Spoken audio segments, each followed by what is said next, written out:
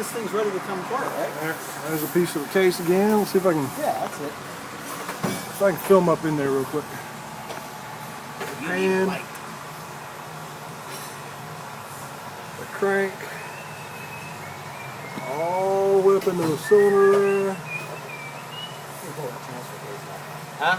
You think that'll hold out? Do not move that. Be very careful. Take that down. We can't. That's the only thing holding it up. Because it's completely broke right here. All the way around. It ain't going. It can't fall off. Yeah, but I just don't want it to flop. We got one more bolt. I'm gonna take the last one out, and then we're gonna go ahead and hold it. And let somebody take this out and pull it off. Let me get the last one. I got time to pull it in. It ain't gonna fall. It got too many snags. You couldn't make that fall out.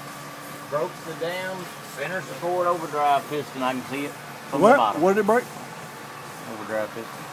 Look at the little plug though that goes in the back here. That's still good, I think. Oh yeah, my plug's good.